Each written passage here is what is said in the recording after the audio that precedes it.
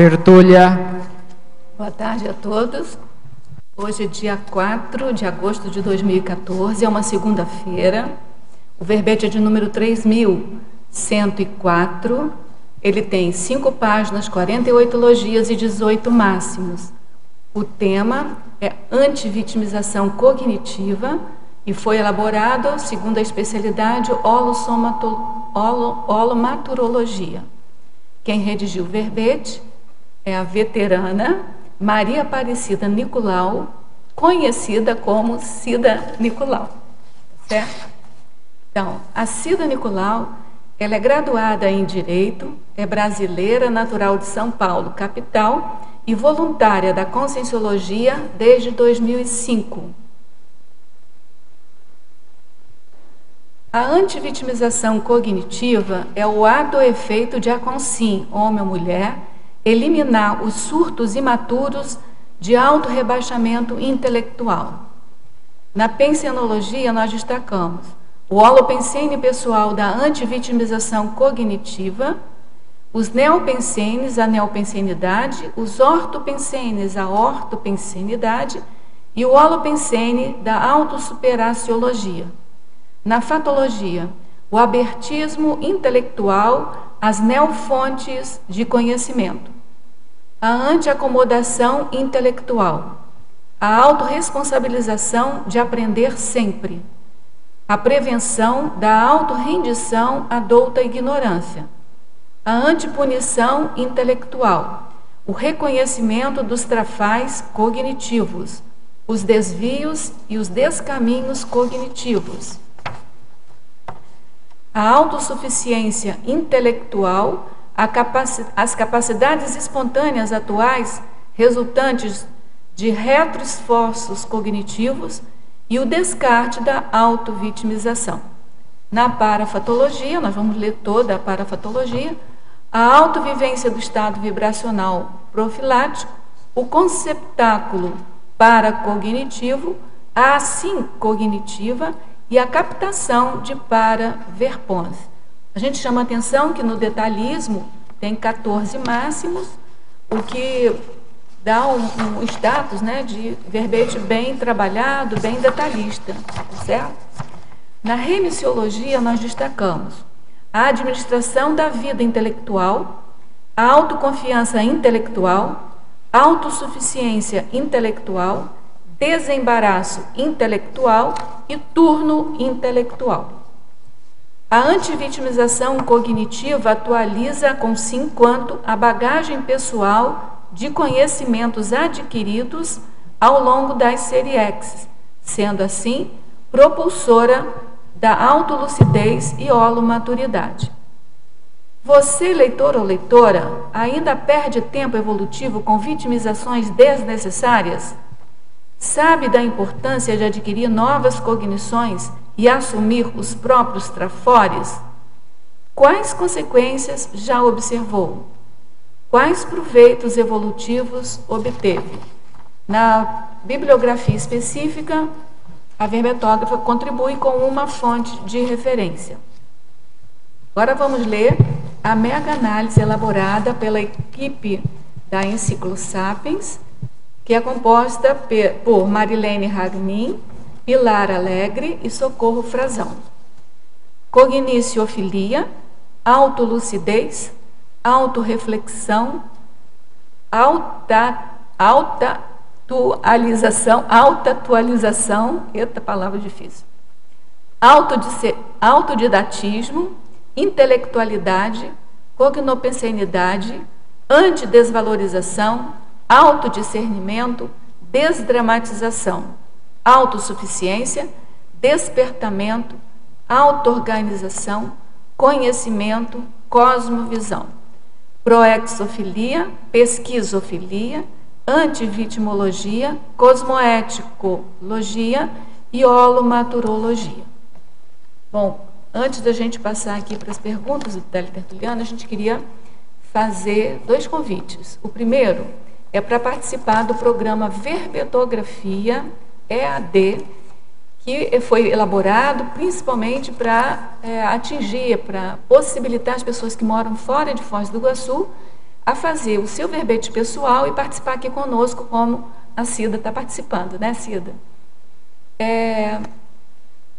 Então, esse programa Verbetografia, ele tem a função de ajudar as pessoas a entenderem a estrutura do verbete, a estilística do verbete, e a gente oferece técnicas de construção dos itens para preencher as seções do verbete. Além disso, a gente tem a estrutura dele em duas vertentes. Uma, que é um conjunto de aulas vídeo, que elas já estão gravadas, e a gente vai disponibilizando semanalmente uma média de 1h30, 2 horas de aula.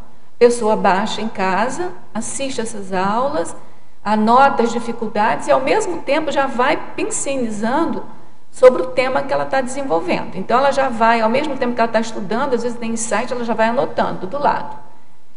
Então, isso ela vai fazer no momento que ela puder, no momento que ela quiser e quantas vezes ela quiser e puder.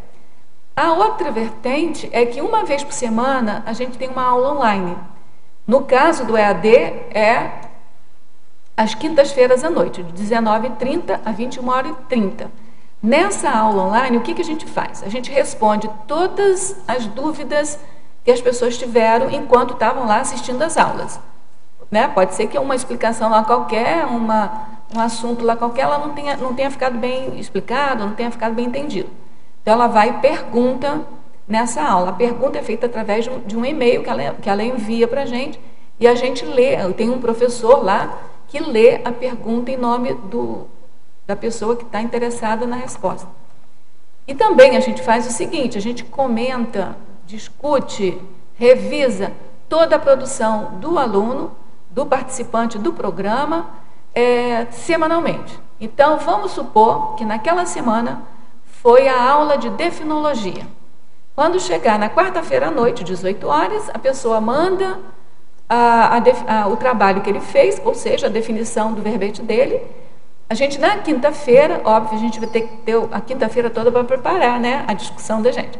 Então, na quinta-feira à noite, a gente vai na aula online e vai discutir a definição que ele fez. A gente vai dizer se está ótima, a gente vai dizer se pode melhorar um pouco, a gente vai dizer se está no veio, a gente vai dizer se fugiu do foco, a gente vai dar uma orientação para a pessoa. Isso, semanalmente, a gente vai fazendo isso. De tal modo que, no final dos 3 meses, a pessoa que foi assídua, que não faltou, que não deixou de enviar o material, esse material, se porventura uma semana não puder ser enviada, ela pode acumular e enviar na semana seguinte, né, na quinzena. Enfim, se a pessoa for assídua, né, até o final do programa, no final dos 3 meses, o verbete dela está pronto. Mais do que pronto, ele está dentro do foco, está coerente, intraverbete e interverbete, isso é muito importante. E aí, então, ela envia esse verbete para a equipe de revisão, para dar uma olhada geral no verbete, e daqui a pouco ela está aqui defendendo o verbete. Então, gente, a gente convida vocês, uma pergunta que sempre me fazem, para quê? Qual a importância de participar da enciclopédia? É o seguinte, a gente que trabalha com a multidimensionalidade, com a multisserialidade, a gente sabe que quanto mais vínculos a gente formar aqui, melhor para a gente rememorar. A enciclopédia é uma mega-gescom grupal, onde até o momento, né, a maioria dos verbetes é impregnada pela energia do professor Valdo Vieira, que é o pensador assim, que veio aqui implementar a Conscienciologia. Então, a gente está entrando nesse Holopensene, a gente está fazendo vínculo não só com o professor Valdo Vieira, a gente está fazendo vínculo uns com os outros. Certo? Então, de tal modo que a gente tem a convicção íntima de que na próxima vida intrafísica a gente vai ter um pouco mais de facilidade para reencontrar o grupo, né? Se nessa vida alguns, né, demoraram um pouco, na próxima, participando dessa mega-gescom, é mais um vínculo que vai facilitar esse reencontro mais rápido, certo? O outro convite é para participar da promoção da compra antecipada do Léxico de Ortopensatas, que é o novo tratado do professor Valdo Vieira. Então, fazendo a compra antecipada, a gente tem um desconto de 20%. Essa mega obra aí mega-gescom dele em 2 volumes, Os 2 volumes saem de 340 e passa para o valor de 272, além de você contribuir aí com a publicação dessa obra.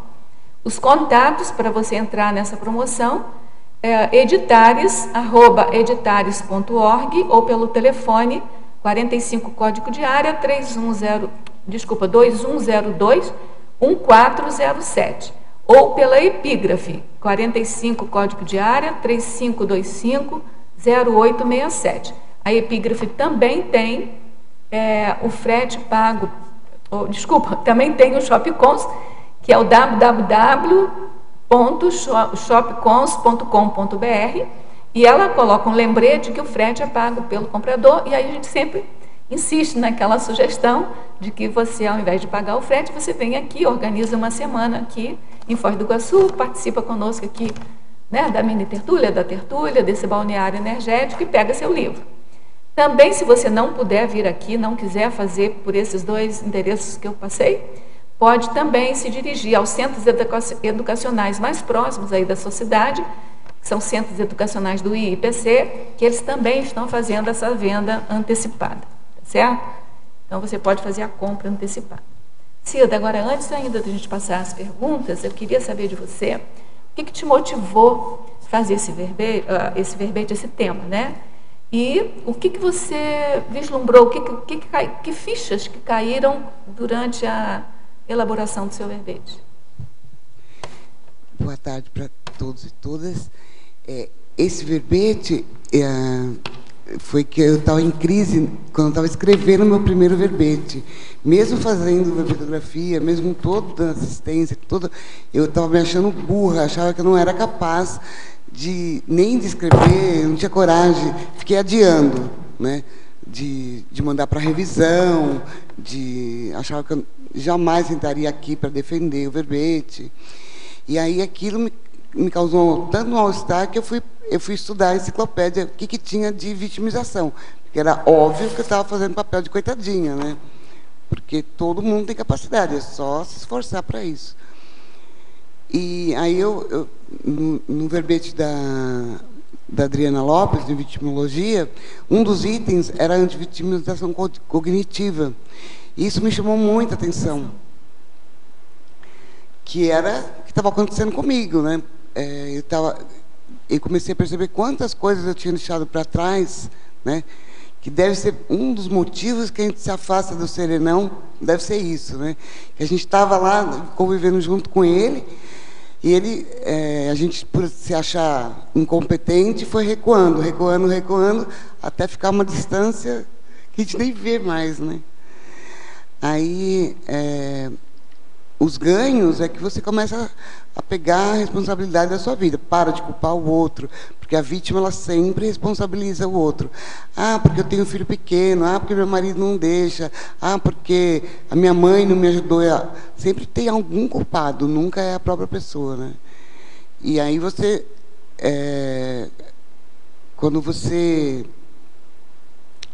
toma para si a responsabilidade, você vai ver exatamente aonde você não tem o conhecimento e entra no curso de verbetografia e vai estudar enciclopédia. Está cheio de ferramenta para isso. Eu não posso deixar de falar que a Cida Nicolau foi a nossa aluna exemplar. Ela já fez mais do que um curso, né, do programa, mas em todos eles ela não faltava uma semana a aula online. Era exemplar a Cida. Você já fez o quê? 2 verbetes ou 3? Esse é o terceiro. Esse é o terceiro. Então, a gente tem que tirar um chapéu para a Cida. Obrigada. Tudo bem? Podemos passar então para as perguntas? A verbetógrafa, a professora Cida Nicolau. Tecnologia, página 2, última linha. O que é a técnica do aperitivo intelectual? A técnica do aperitivo intelectual é aquela que, por exemplo, você pega o livro e lê a contracapa, lê a introdução, lê o prefácio. Você não vai ler o livro todo, você só vai... É um aperitivo mesmo, só para você ter uma ideia do que é o livro. Eu não sei, acho que tem um verbete. Não tem um verbete do professor Valdo. A pessoa pode se aprofundar. Não, é aperitivo intelectual. Aperitivo intelectual mesmo. É um verbete antigo do professor Valdo. Tem sim um aperitivo intelectual. Mitologia, página 3, última linha. Poderia expandir o mito de alguém suprir a carência intelectual por osmose? É porque as pessoas, elas acham, vou ficar perto da Rosa, que assim vou ficar inteligente que nem ela. Vou ficar... E não faz esforço nenhum, né? Você pode pegar a Rosa como exemplo. Então, peraí, o que ela faz? Ela se dedica, estuda. Ela está aqui na mini, depois ela está aqui na mediação, ela está à noite na aula. Assim, é o tempo todo pensando na enciclopédia, né? Se não está escrevendo o verbete dela, ela está revisando o verbete de alguém. Então, assim, você pode até usá-la como exemplo, mas você não vai grudar nela que você vai ficar inteligente sem esforço. Isso é um mito. Não tem... não dá para ficar inteligente sem esforço. Eu agradeço o exemplo, mas eu acho que eu não sou ainda um bom exemplo, sabe? Você é um ótimo exemplo. Eu estou ainda entalada ainda com o meu livro, que não desanda, né? Então, mas sem auto-vitimização, eu vou conseguir esse livro, com certeza. Nesse mito aí tem muito nas escolas, aquele caso, né, de que os alunos vão sentar perto do intelectual para por osmose receber as instruções. Eu passei por isso também, que eles tinham um mito, né, porque eu sabia fazer a redação, então eles vinham pedir para mim e achavam que então eu poderia suprir essa necessidade deles de escrever fazendo a redação por eles, que eles iam aprender por osmose. Agora tem uma coisa que a gente não pode esquecer, né, Cida, que a gente estuda, a gente vivencia essa coisa da multidimensionalidade, do holopensene, né? Então, assim, se a pessoa... não é questão dela ser intelectual ou não, é questão dela ter uma ortopensenidade, se ela tem um equilíbrio, ficar próximo dela ajuda. Sim, mas aí entendeu? Porque às vezes você está próximo de uma pessoa, a tua cabeça está até no verbete, né? É assim cognitiva, né? Assim então cognitiva. O ambiente fica limpo para você, porque muitas vezes a gente é embaralhada com raciocínio, não por causa do próprio raciocínio intelectual, do cérebro, mas pela energia tumultuada que a gente convive. Porque, por exemplo, você senta aqui, já tem os amparadores do tertuliário, os amparadores da Rosa, os amparadores que já da Cida, da Cida, já está otimizado. Então, aí é assim cognitiva. Mas esse mito de ficar lá... Não, eu concordo com o seu mito. Aquilo é uma coisa... É o sentido da boa companhia, né? Isso. Boa companhia ajuda. Isso. Só que você não pode ficar Não pode ficar nisso, não. Porque depois também que sai daquele... Não pode ficar dependente. Depois que você se afasta daquele... Aí vira abóbora. Vira abóbora. Então, assim, a intelectualidade é como você falou. Tem que malhar mesmo o cérebro para ter uma intelectualidade. É porque as pessoas, elas têm... também é um mito de falar assim, para você é fácil, né? Isso eu já ouvi bastante. Não é fácil, porque assim, para você chegar nesse nível de intelectualidade, você é da matemática, você teve que aprender gramática, você teve que fazer uma série de coisas. Foi suado, né? Assim, e deixar de fazer um tanto de outras coisas. Deixar de abrir mão de um monte de coisas. Então, assim, pode estar mais fácil hoje, mas você teve todo todos nós, né? Nós somos aqui a síntese do que nós fomos a vida inteira. Como você é uma pessoa muito conhecida, as pessoas acham, para a Rosa é fácil, né? Não acho fácil. Não. Até porque o nível de dificuldade aumenta, né? As perguntas são mais difíceis. Né? Tudo bem, gente? Vamos lá. A verbetógrafa Fatologia, página 1, terceira linha. Poderia comentar a anticastração de percepção? Onde que está? Desculpa. Anticastração da percepção. Patologia, página 1, terceira linha. Então, tem mais ou menos a ver com o que a gente estava falando agora, né? O que é a anticastração? Você está percebendo todo... E você não se permitir cortar aquilo que você está percebendo. Então, assim, acho que o processo de aprendizagem tem muito a ver com a percepção. Você não consegue nem perceber, né? A aprendizagem tem muito a ver com observação, com percepção, né? Então, você vai... Não, eu não estou vendo nada, não estou observando nada, não estou... Vai se castrando, vai se podando, fica difícil você aprender as coisas, né? Você tem que ter com a mente aberta, né? E a castração está cortada, né? Ainda em Fatologia, página 1, quarta linha de baixo para cima. Poderia exemplificar os desvios e os descaminhos cognitivos? Se ninguém tivesse feito essa pergunta, eu ia te perguntar. Os desvios e os descaminhos são muitos, né? Inclusive, eu falei no começo sobre essa coisa de recuar, né? Daquilo que separa a gente do serenão, né? Então, eu acho que eu mesmo devo ter deixado muitas oportunidades passar. Por exemplo, se eu tivesse ficado na vitimização, eu não estaria aqui hoje, né?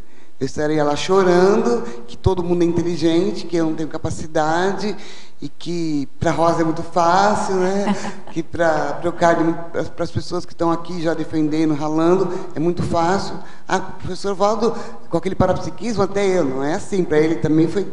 Ele abriu mão de tudo e está só fazendo isso, né? E as pessoas não querem abrir mão, só querem ter o mérito da inteligência, né? Então, só o domínio sobre o soma que ele tem que ter para poder produzir, né? Os descaminhos são muitos, né?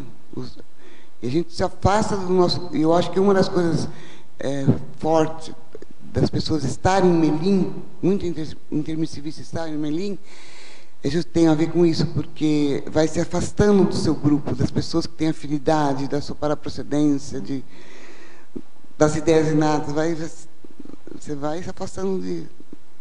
Isso está me chamando a atenção por uma coisa que, assim, a gente sabe, mas de vez em quando cai uma ficha assim, mais organizada, né?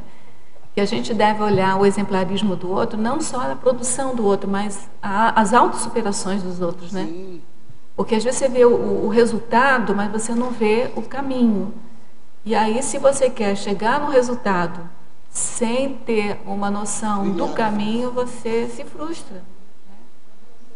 Então, o autoenfrentamento, assim, o exemplarismo é mais o exemplarismo do caminho, do percurso, da autossuperação da pessoa, né? E não só do resultado. Você pode focar no resultado, eu quero aquilo para mim, mas tem que trilhar. E às vezes você tem que trilhar até mais, porque se a pessoa tem esse processo de antivitimização há muitos séculos, há muitas vidas, então ela tá mais distante ainda, então ela vai ter que fazer um esforço. É mais ou menos igual ao retomador de tarefa, ele tem que se esforçar mais, porque o grupo dele já está mais para frente, né? A maioria do grupo dele. Então, o esforço dele vai ter que ser maior, né? Podemos passar então para frente? Voluntariologia, página 2, como funciona o voluntário retomador de tarefas? Olha só, ela previu a resposta. Não é moleza não, hein? Não é moleza não. Então, é mais ou menos isso. O retomador de tarefa, ele teve esses descaminhos, né, por algum motivo, às vezes até um motivo aparentemente justo. Foi cuidar da mãe, foi cuidar de um parente, teve filho. Oi, desculpa, Caio. Tem que pegar o mestrado, o microfone. Né? Coisas que umas palavras justificativas arrazoadas não faltam, né? Os advogados aí estão aí. Microfone. Uhum. Mas que aparentemente a sociedade vai concordar e que está tudo certo, as pessoas precisam ter pé de meia, precisam cuidar da família, mas tem que fazer tudo direito, né? Você tem que estar no voluntariado, estar olhando a família, não dá não, agora eu vou cuidar só da minha família, não, agora eu vou cuidar só do mestrado, não dá. Então, voltando àquela coisa que eu falei, né, da gente observar mais o caminho, eu fico assim admiradíssima observando todos esses inversores novinhos que trabalham e ainda voluntariam, porque a minha vida, eu só no finalzinho assim que eu trabalhava e voluntariava, mas depois eu vim para cá já aposentada, então eu não tenho esse sufoco, vamos chamar assim. E para mim o exemplo desses adolescentes praticamente, né, desses jovens, para mim é assim, uma coisa fundamental para a minha vida. Entendeu? Então não é o que eles fazem, é como eles fazem, como é que eles estão trilhando. Eles conseguem se organizar e produzir, fazer tudo, né? Que tem que fazer o pé de meia, trabalhar e fazer a... Tem PGB, tem a ProEx, tem... Fazer a ProEx, a dupla, movimenta tudo ao mesmo tempo. A gente tem que aproveitar e aprender com eles, né? A gente tem que aprender esse movimento com eles. Tudo bem? Podemos passar, então? Trinomiologia, página 3, primeira linha. Poderia aprofundar o trinômio fraqueza existencial, anorexia intelectual, castração cognitiva? Achou? Trinomiologia. É o primeiro, né? A fraqueza existencial é bem o papel de vítima mesmo, né? A pessoa fica se vitimizando e fica entregue às baratas, né? Ela fica... E a anorexia é assim, a falta de apetite intelectual. Ela não tem vontade de ler, de estudar, de nada, né? Ela fica nessa castração cognitiva. Não quer aprender nada, não quer... E o resultado sempre vai ser uma bela de uma Melim, depois uma Melex, né? Porque não aproveitou a oportunidade, porque estar aqui é uma oportunidade, né? E hoje, para nós, é quase uma vergonha a gente não escrever, né? Tem o verbetografia, tem, que nem eles fizeram agora, o curso de escrita, tem só a chapa verbetográfica é um presente, né? Presente só isso, né? Já é um grande presente. E a dedicação de tanta gente, a pessoa está ali, ó, tipo, tangendo você para a intelectualidade, né? Tem um laboratório da Mental Soma, tem tudo convergindo para a gente sair dessa castração, né? Tem enciclopédia online, tem... Hoje em dia com a internet, então, você não precisa nem curso EAD, não precisa nada, né? Tem uma coisa que, essa semana, uma pessoa me falou, que o que ela... Quer dizer, ela falou até fez uma heterocrítica positiva, né, do programa, mas uma das vantagens que ela viu é do compromisso, dessa coisa semanal que ajudou a ela a se auto-organizar a ponto de estar produzindo semanalmente e mandando trabalho para a gente semanalmente. Então, existe uma convergência no caso dela. Além dela estar aprendendo como fazer o verbete, ela ainda se organizou através do programa, tanto que ela terminou o verbete e já está mandando. E essa coisa do compromisso, acho que é uma das coisas mais sérias. A Neida falou no verbete dela, né? Que desse compromisso com a multidimensionalidade, né? Então, por exemplo, essa semana eu falei, o que eu fui inventar de escrever esse verbete? Eu estava me sentindo a vítima do universo, né?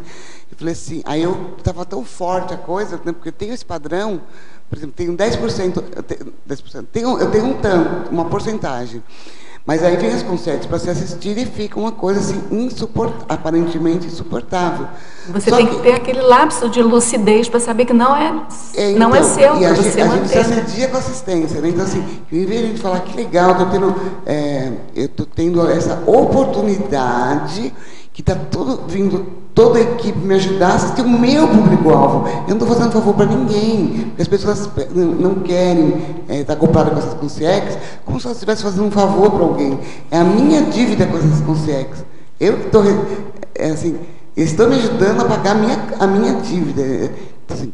Então, no curso que você falou que eu era pontual, né? Eu tentei respeitar o compromisso, porque está toda a equipe intrafísica ali, extrafísica, né? O meu público-alvo, e hoje eu acho que eu vou, como que é o Paraguai, né? Então, assim, isso aí é uma coisa muito comum, muito. É muito sério, né? As pessoas, elas não têm noção do compromisso que ela assumiu a responsabilidade. Essa ajuda toda é um aporte, né? Porque a gente devia agradecer, ser muito grata, porque você não está sozinho, eu estou aqui para te ajudar a cumprir a tua tarefa, né? Está cheio de preceptor, né? E a gente ainda, hoje, não vou com a cara daquela professora, fica com frescura, não tem outro nome, né? Fica com... Sendo que está todo mundo ali para te ajudar, né? A gente tem muito fraqueza. Quer perguntar? Cida, Parabéns pelo verbete.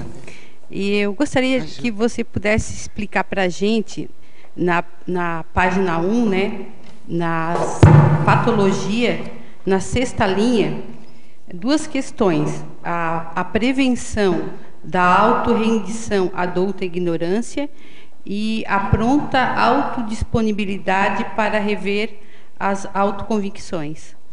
É na 6ª linha. Oi, Sá. Oi. A douta ignorância é um verbete, né, do professor Valdo, que ele fala, eu não sei a definição, mas é mais ou menos sobre essa pessoa, da Socin, que ela é doutora no assunto, ela é muito inteligente e tal, mas ela tem douta ignorância com as questões da multidimensionalidade, inteligência evolutiva,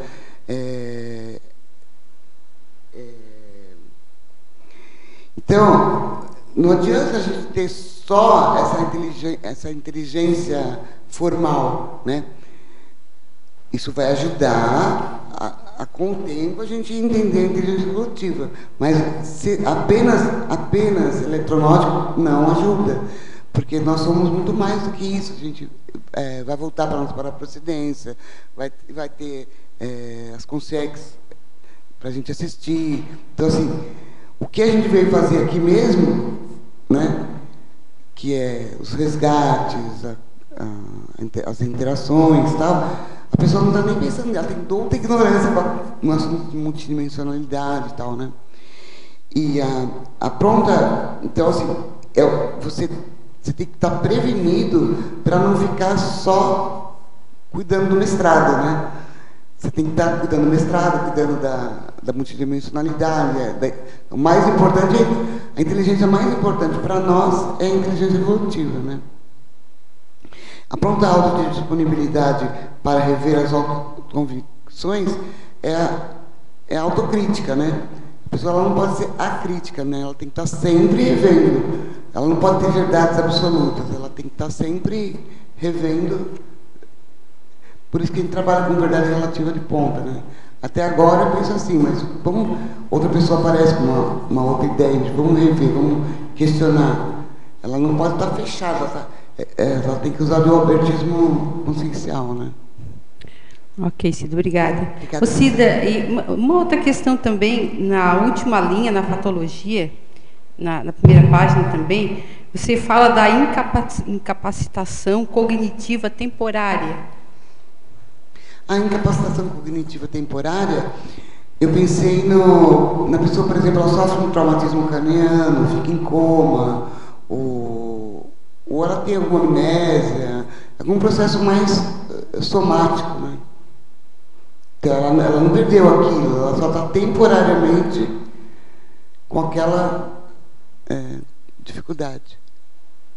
Uma pessoa pode entrar em coma e voltar. Tudo bem? Pode voltar. Cida, ali, na página 3, em sindromologia, você fala em remissão da síndrome da procrastinação. Eu queria saber como é que foi a sua relação na verdade, com a auto-organização, né? E como é que se deu essa remissão, como é que se dá para você esse processo de remissão da síndrome da procrastinação? Como é que isso influenciou na sua pesquisa? Influencia demais, porque eu tenho o mau hábito ou pelo menos não tenho tanto hoje, mas pelo menos eu tinha muito esse hábito de procrastinar, né? Principalmente quando se falava, o procrastinar é esse recuar, né? Que é justamente o que eu estava falando no começo. Não, eu não estou pronta, e vai deixando, aquilo vai empurrando com a barriga, né? Então, quando a Rosa falou que eu estava sempre ali, eu procurava mandar para não procrastinar. Tipo assim, pegar um compromisso e você ter... porque quando você procrastina, você não está só se faltando com respeito. Você não... A procrastinação, ela é uma falta... um autodesrespeito. Mas eu acho que principalmente com a equipe física, né? Que está ali para te ajudar. Então... imagina você ter uma pessoa que você nunca pode contar com ela, né? Sempre ela vai deixando para depois. Então, Às vezes o amparador vai pegar uma pessoa que até tem menos capacidade do que você, cognitiva, mas que ele pode confiar mais, né? Então, assim, eu acho que a primeira coisa é você eliminar esse mau hábito da procrastinação. Né? E eu acho que tem muito a ver com... A vítima, ela sempre procrastina, né? Ela... acho que já faz parte da vitimização, ela achar que ela não está pronta, ela morrer na praia, né? Ela fica sempre deixando, quando vê todo mundo já foi, né? E na sua autopesquisa você conseguiu fazer essa virada, né? Deixar isso, minimizar o efeito da procrastinação? Né? Porque eu ainda tenho alguma, não posso dizer 100%. Quando eu me pego procrastinando, eu procuro... eu acho que você tem que, no mínimo, tentar pesquisar assim, aonde que eu procrastino, né? Na escrita de um artigo, na escrita de um verbete, quantas vezes eu pensei em fazer uma verbetrografia e não fui, e vai deixando. Fica para o próximo, fica para o próximo. A própria leitura, às vezes, né? A própria leitura, né? E às vezes até uma assistência mesmo, você fica deixando, depois eu faço, a pessoa morreu, né? Então, as oportunidades, elas vão ter sempre, mas igual para o retomador de tarefa, que ele vai sentir mais dificuldade. Então, quanto mais você procrastina, mais a coisa fica difícil, né? Tá certo, obrigado. Bom, gente, tem uma pergunta aqui, que é a seguinte. Ao mediador, estou lendo o livro Homo Sapiens Pacíficos e na página 932 me deparei com a seguinte frase, no parágrafo Pseudo-Serenões, item 2. Maria seria a cultuada Maria, mãe de Jesus de Nazaré, serenona? Poderia falar a respeito? Então, eu pessoalmente, e penso que até aqui toda a comunidade, a gente tem pouca informação sobre a vida, provavelmente dita, da Maria, né? Ficou muito em evidência a vida de Jesus, né, que é o filho dela, e a gente tem pouca informação sobre a gente só sabe, até foi a Pilar que me ajudou a lembrar, de alguns fenômenos de pré-cognição pelos quais ela teria passado e que foram atribuídos a ela, mas ainda é muito pouco para a gente avaliar, né, se ela é uma serenona ou não. Aí eu comecei a levantar umas hipóteses, assim, pode ser que tenha sido programada uma consciência evoluída para vir ressomar, para ter como filho, né, o Jesus Cristo lá, que se tornou Jesus Cristo, e exatamente para ela calçar toda a vida que teria o filho dela, né? Então pode ser que ela fosse uma pessoa infiltrada naquela situação. Quem já leu aquele livro Há 2000 anos, que é um livro psicografado, fica entendendo um pouco mais a situação do Jesus Cristo, né? Que realmente ele, pelo que indica naquele livro, ele tinha o fenômeno da energia muito forte, ele fazia realmente fenômenos de materialização e desmaterialização. Ele tinha uma força presencial bem grande, que é onde ele chegava, as pessoas já sabiam que ele vinha, pessoas ficavam curadas com a presença dele. Então, pelo livro, tudo indica que ele realmente dominava, mas nem ele é considerado pelo livro que a gente tem aqui de medida da consciência, que é o conscienciograma, nem ele é considerado, ou foi considerado por aquela atividade que ele teve como serenão. Por quê? Porque além da parte energética, além da parte fenomênica, para ser considerado um serenão, tem que ter uma intelectualidade ou uma sabedoria de vida bem grande, né? Tem que ser uma pessoa extremamente serena, não pode ter conflitos, não pode alimentar conflitos, tem que ser uma pessoa mega fraterna e principalmente parapsíquica, né? Então, assim, olha, a minha resposta, meu comentário não é nada conclusivo, mas eu acho que a gente não tem informação, eu não tenho informação aqui dela ter chegado já no ponto de serenismo, mas, assim, o que a gente sabe que quando a gente tem uma desconfiança dessa, o melhor caminho é pegar o conscienciograma.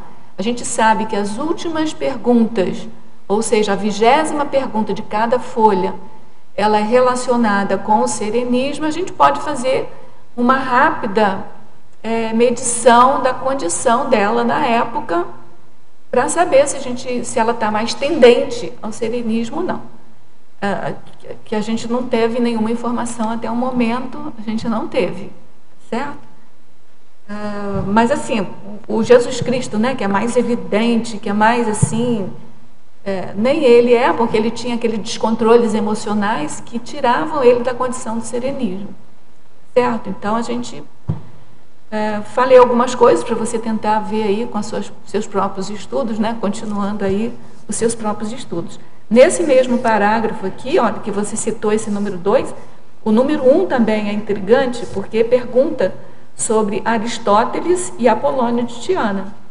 O Aristóteles também a gente não tem muita informação. Agora, o Apolônio de Tiana, tem muito pouca coisa escrita sobre ele. Os livros que a gente tem, muito pouca coisa, não são ainda traduzidos em português, né? Tem espanhol, tem italiano, tem em outros idiomas, mas em português eu acho que não tem ainda.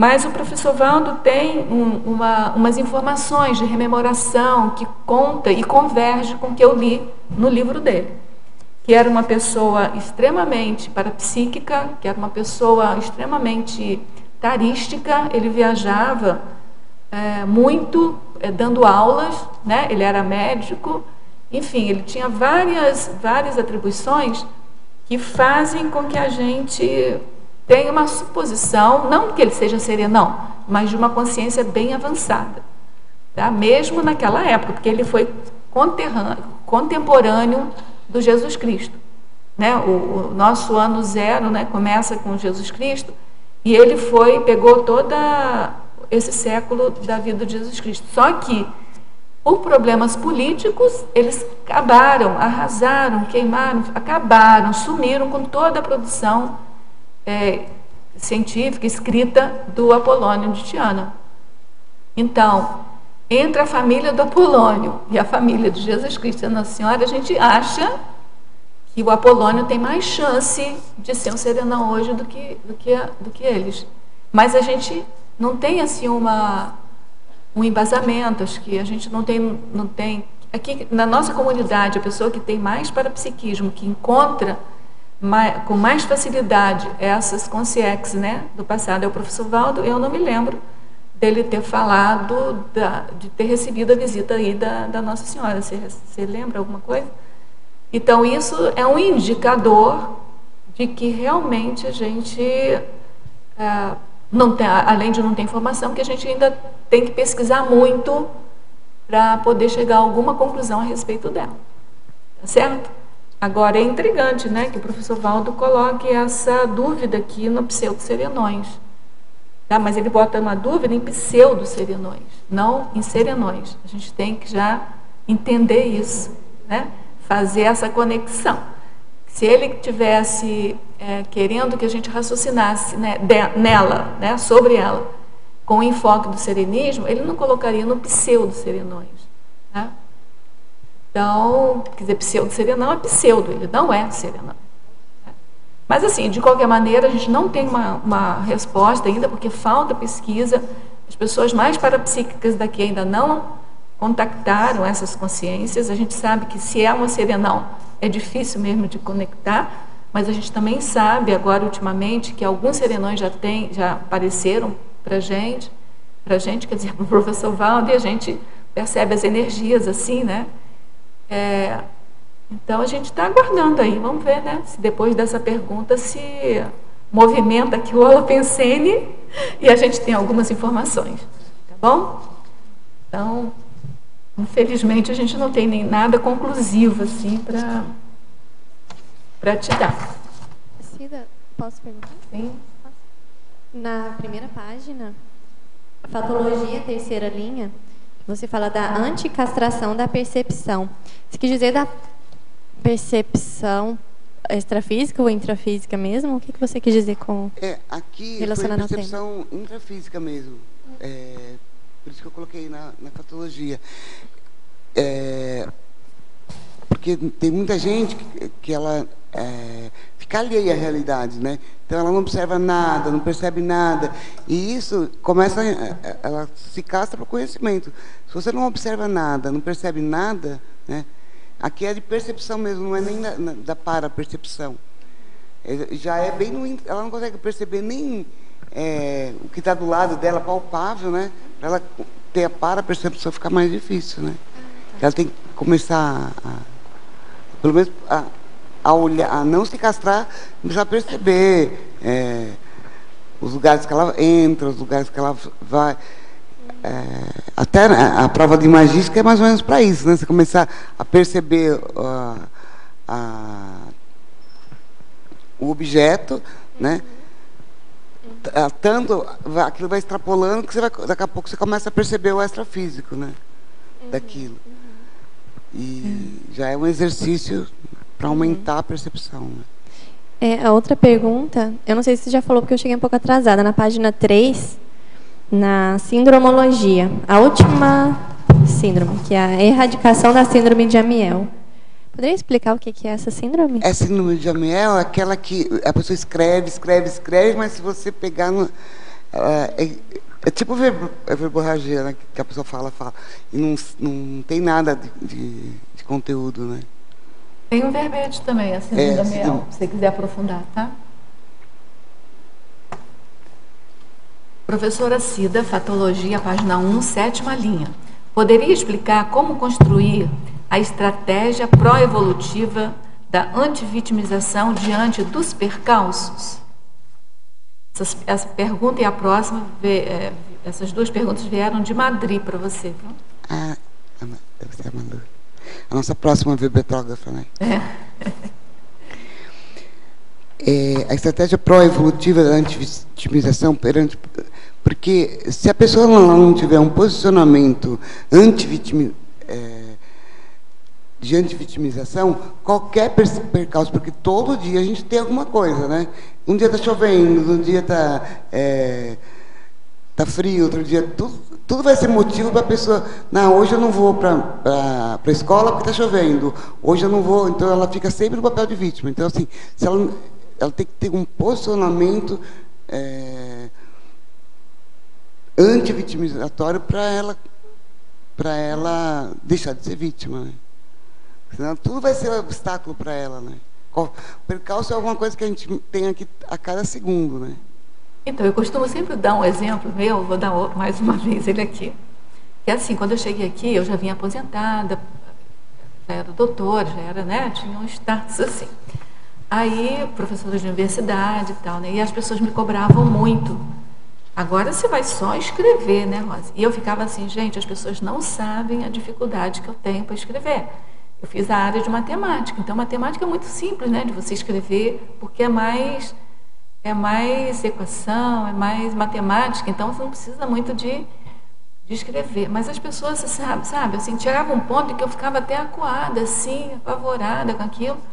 Aí um dia eu falei, sabe do que mais? Eu vou provar para esse povo que eu não sei escrever, que de fato, em conscienciologia eu não sabia escrever nada, né? Quando eu cheguei aqui eu não consegui escrever nada em conscienciologia. Eu vou provar para esse povo que eu não consigo escrever nada. E aí acabei provando para mim que eu sabia escrever, que era só me organizar, que eu conseguiria escrever, né? Então eu acho que a antivitimização tem que ser por aí. Eu ainda tenho que melhorar um pouco essa antivitimização, esse autoesforço para poder produzir mais. Mas assim, a gente às vezes tem uma convicção de que a gente não tem capacidade, que atrapalha a gente. E se a gente puser assim, tá, eu vou duvidar de mim mesmo, princípio da descrença, duvide de tudo, inclusive de você, e vai tentar fazer, que aí de repente você consegue, e aí dá um salto de qualidade na tua vida, né? Coisa que eu lembrei de uma coisa que aconteceu com a Juliana, essa coisa da gente ter essa convicção, parece que a gente nasce com essa convicção, né? E a Juliana tem um bom exemplo, que o Mário falou para você, né? Você não quer falar? Que às vezes a pessoa, ela até escreveu muita coisa, mas como ela foi morta na fogueira, aconteceu algo com ela tão trágico. Foi traumático no passado. Que ela não quer mais passar por aquilo, né? Eu penso que seja isso. E às vezes ela era até muito inteligente, né? Mas ela morreu com a ideia de ser inteligente não é bom, né? Então ela quer fazer qualquer coisa. Quando ela era criança, eu lembro que eu era criança, dia de prova eu entrava em parafuso, né? Quando assim, quando a professora anunciava, eu ia ajudar minha mãe a lavar quintal, ia fazer qualquer coisa que eu não tivesse que estudar, né? Porque aí depois eu tinha uma boa desculpa, não, mas eu precisava ajudar minha mãe, né? Ainda usava ela como desculpa, né? Então assim, você vive. Eu vi que eu comecei, desde criança eu fujo, eu recuo, estou sempre recuando. Isso não deve ser dessa vida, né? Eu devo estar nessa vitimização. Agora tem uma coisa também que a gente vê muito aqui, que o professor Val também sempre fala, que muitos de nós têm esse problema, que é o da polivalência, que talvez seja o caso dela. Pela segunda pergunta você vai entender que talvez seja o caso dela. Ela é capaz de fazer tantas coisas e adentrar em tantas áreas da intelectualidade, da cultura, que se perde, não se organiza, entendeu? E um outro caso, que eu acho que também é um caso um pouco parecido com o meu também. Que também é o verbete da Neida, né? Que é também. Da dispersão. É uma questão assim também, ó, que você às vezes, como você falou, você já escreveu muito no passado, você já teve uma intelectualidade bem boa no passado, vem nessa vida, ou muda de sexo, ou vem com o cérebro, teve uma doença quando criança, ou teve algum processo cerebral, que aquilo desmonta você, tira você um pouco daquela tua condição ideal. Sim. E você se perde nisso.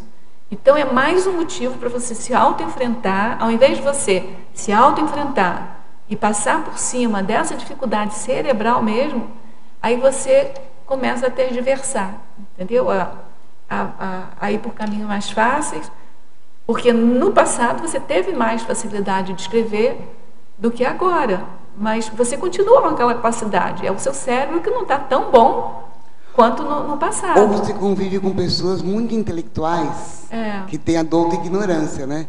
Então, a ideia é assim, aquilo é inteligência, né? Mas você tem inteligência evolutiva, por exemplo. Então você fala, bom, eu não tenho inteligência, né? E aí você joga toda a sua inteligência fora, né?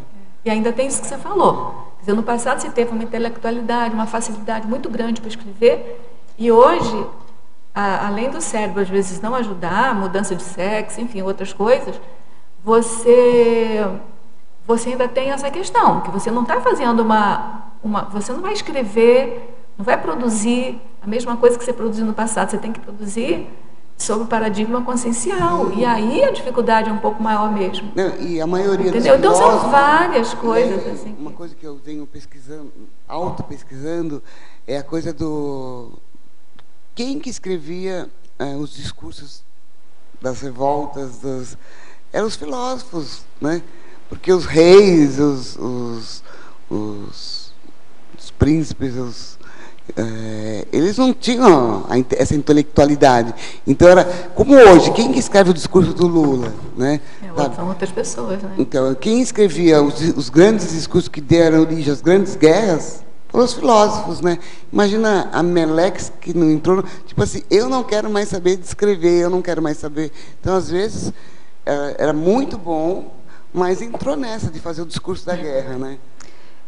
Eu penso, Rosa, que uma das coisas que você trouxe é muito séria, a questão de escrever no paradigma consciencial. Isso eu acho que é complicado, porque a gente vem se especializando no paradigma convencional há milênios. E quando a gente realmente precisa fazer uma mudança dessas, radical, cirúrgica, não fica muito fácil. Então vem todas as desculpas, vitimizações, autocorrupções, que a gente não pode, não consegue. E o povo do passado, o que quer que você escreva naquele paradigma? Exatamente, porque se você mudar, o que esse povo vai fazer? Eles, mas você não pode mudar, eu quero ficar com você. Como é que é? Então, né? Se a gente mudar, eles vão ter que mudar também. Exatamente, né? Eles não querem, eles têm preguiça também de mudar, né? Então fica tudo naquele círculo vicioso e o paradigma consciencial realmente é um desafio. Demanda gente, muito. demanda. Viu, Isabel? Mas às vezes essa preguiça que essas concierges têm de mudar, nada mais é porque está faltando o nosso exemplarismo. Com certeza. Porque a gente concorda com eles, não, mas é difícil. Quando a gente fala que é difícil, a gente está reafirmando o que ele sente. Bom, se ela que está lá está falando que é difícil, é igual a mãe falar para o filho que é difícil, né? Se minha mãe está falando que é difícil, o que o filho Então vai eu não sentir, vou né? conseguir fazer também, né? Não, Certo, mas é isso mesmo, Uma meu maior filho. responsabilidade nossa. Que eles estão esperando que a gente É que a gente não assiste se a gente não fizer para essa ver que é mudança, né? possível mudar. Eles também podem mudar, né? Perfeito. Tudo bem? Em Fatologia, página 1, 8ª linha. A antipunição intelectual. Como analisa uma pessoa que, apesar de falar muitas línguas e ter boa cultura geral, ainda não se valoriza o suficiente, pois não terminou nenhuma graduação convencional, cultivando uma espécie de recalque. Desculpa, aonde que está essa? Ela colocou página 1, 8ª linha, a antipunição intelectual. Essa é a pergunta, tá? É o item que você colocou aí, antipunição intelectual. E aí ela complementa com alguma coisa que eu imagino que seja da experiência dela. Como analisa uma pessoa que, apesar de falar muitas línguas e ter boa cultura geral, provar que é capaz, né? ainda não se valoriza o suficiente, pois não terminou nenhuma graduação convencional, cultivando uma espécie de recalque. Eu acho que tem que chegar uma hora que a pessoa tem que ver assim, o que é economia de males. Eu não sei qual a idade da pessoa, sexo, nada. Mas, por exemplo, de repente ela está na minha idade, né? Então ela não vai perder tempo com uma graduação de 5 anos só para mostrar para alguém que ela é capaz. Ela não precisa provar para ninguém. Ela porque mesmo que ela tenha, ela já provou para ela que ela sabe falar várias línguas, ela intimamente ela sabe que ela é capaz. Mas o que ela está, o papel, geralmente a vítima, ela espera aplauso alheio, ela espera que o outro reconheça, né?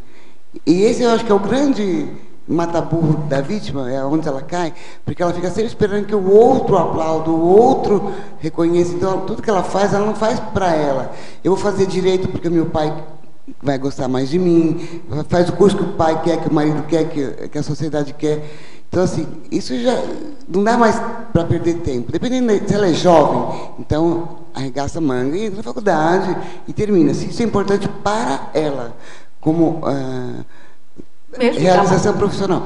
Mas se ela já tem uma certa idade, né? Não, mesmo que ela tenha uma certa idade, se ela sentir necessidade, ela deve fazer. Se ela sentir né? necessidade, estou falando assim por causa de questão de tempo.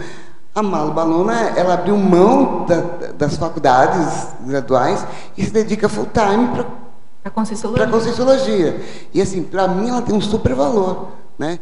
E para a maioria das pessoas que conhecem a Conscienciologia, dá muito valor para ela e ela tem muito valor. Então, assim, de repente, você vai ficar 5 anos lá e vai ter que abandonar o voluntariado, vai ter que... Então, assim, eu acho que a economia de males, ela vai ter que avaliar cada caso, ela, ele, não sei, a pessoa.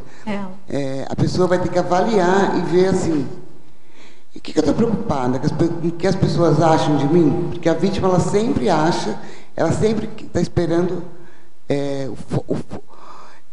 O paradoxo da vítima, para mim, é que assim, a vítima, ela é muito egoísta. Ela só pensa nela.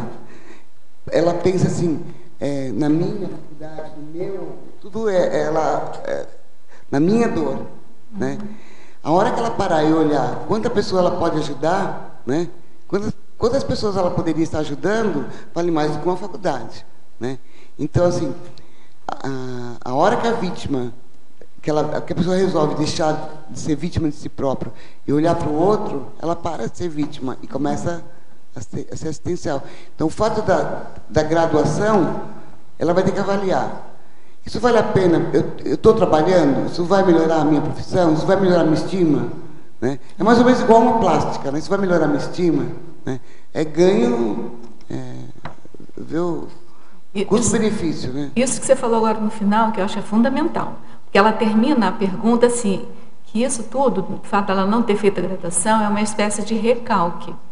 Então, a grande pergunta é ver, se fizer uma graduação, esse recalque acaba ou vai arranjar um outro recalque? Porque se o foco é o outro, para provar para o marido, para o vizinho, para as pessoas do convívio que ela é capaz, e ela não tiver, a coisa vai aumentar. Assim, poxa, eu fiz uma faculdade para te agradar e nem assim você retribui. Então, assim, se o foco for o outro, isso vai potencializar. Então, assim, o que ela tem que deixar não interessa o que o outro pense.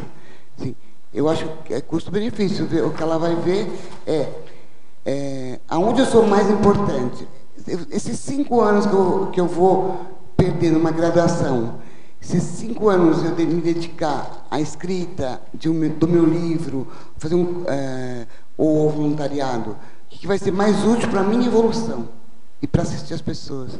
Eu acho que isso aí ela vai ter, o ganho que ela vai ter, que ela já provou para ela que ela é inteligente.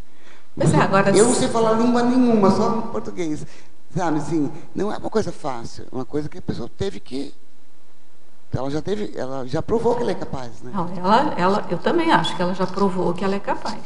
Agora, se ela acha que, de fato, se fizer uma graduação, ela vai perder esse recalque, faça o mais rápido possível, termine, porque ela tem condições de fazer. Ou ela pode fazer igual a mim. Ela pode vir para cá e fazer uma consciencioterapia de uma semana. Também. Eu fiz há pouco tempo. Então, assim, se isso é uma coisa... porque aí ela vai ver a origem desse recalque. Porque ela pode estar colocando o recalque no lugar errado. Porque eu não tenho... Porque a vítima, ela sempre coloca... eu sei porque fiz papel de vítima há muito tempo. Naquilo que falta. Se eu tivesse um carro. Se eu tivesse um marido. Se eu tivesse... para você é fácil porque tem duplo. Para você é fácil porque você tem um carro. Para você... Para o outro sempre é mais fácil porque tem algo que ela não tem. Aí quando ela tem aquilo, perdeu a graça. Aí ela parte para o outro. Então, é por isso que ela precisa ver. Se ela não vai perder mais 5 anos, mas ela pode vir para cá. Pode. Agora, o que ela pode fazer em cima disso do que você falou é fazer uma análise, escrever, passar por um papel, uma retrospectiva da vida dela e ver quantas vezes ela teve um recalque, quantas vezes ela superou esse recalque e, à medida que ela foi superando o recalque, se ela não criou um outro. Porque se isso for o modus operandi dela, não adianta fazer uma graduação. Agora, se realmente a graduação está fazendo falta para ela, se isso é um mal para ela não é tão idosa, ela é uma colecionadora de diplomas, uma pessoa né? jovem ainda. Ela vai ser uma eterna aluna, ela vai estar sempre... Pois é, esse é o problema. Mas eu não fiz meu doutorado ainda, tem pós-doutorado, tem não sei o que, então ela nunca vai estar pronta. Não, ela vai fazer, por exemplo, psicologia e vai ficar recalcado porque ela devia ter feito medicina. Aí não adianta. Né? Então ela tem que, isso que eu estou falando, ela tem que fazer uma eu acho que ela tem que ter um posicionamento. Eu acho assim, não, eu vou fazer isso porque isso vai fazer bem para mim. Isso. Aí não importa, nem o que os outros... Assim, tirar o foco do outro. Eu estou fazendo para mim. Para ela. Né? Então... Também acho. Mas ela é conhecida da gente aqui. Professora Cida, Parafatologia, página 2, final da primeira linha. Poderia comentar o conceptáculo paracognitivo? O conceptáculo... Aonde que paracognitivo. É no final... Parafatologia, página 2, final da primeira linha. Conceptáculo paracognitivo é onde nascem as ideias. Já vem de conceber, né? Geralmente deve ter a ver com conhecimento, por exemplo, deve ter a ver com a nossa procedência, de onde... É essa a ideia que eu tenho, pelo menos, né? Se quiser ajudar. Tem a ver com paracérebro, né? Efeitologia, página 2, segunda linha. Poderia aprofundar o efeito do pé de meia no autodidatismo contínuo? Sim. O que eu pensei aqui foi no pé de meia financeiro mesmo, tá? Porque, como eu não especifiquei se é um pé de meia somático, se é um pé de meia o quê, na verdade, aqui eu quis dizer o pé de meia financeiro mesmo. Então, por exemplo,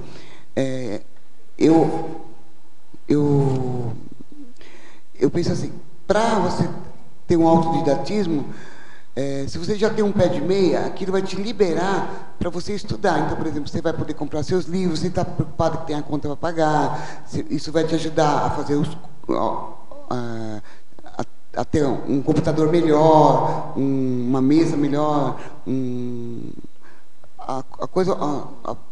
uma casa proexogênica melhor, sem estar preocupado com as contas a pagar, né? Então, acho que isso otimiza, né? Professoras. Aproveitando que estamos na efeitologia, eu queria que ampliasse o primeiro efeito autobenigno da antivitimização. Eu acho muito sério, porque eu acho que quando você sai da vitimização, já é o princípio do começo de você entrar na sua ProEx, né? Enquanto você está na vitimização, você está fora do teu grupo evolutivo, você está fora da ProEx, você está fora, você está em Melim. A hora que você começa a pegar para si a responsabilidade da sua vida, eu acho que você começa a ter ganhos evolutivos, né? Ok. E vai se afinizar com consciências mais evoluídas também, né? Tá bom. Que não ficam... já que estamos numa bancada jurídica aí... Bancada jurídica. Então, eu queria que ampliasse aqui a politicologia. Mel, se tem exemplos de políticas democráticas antivitimizadoras na politicologia?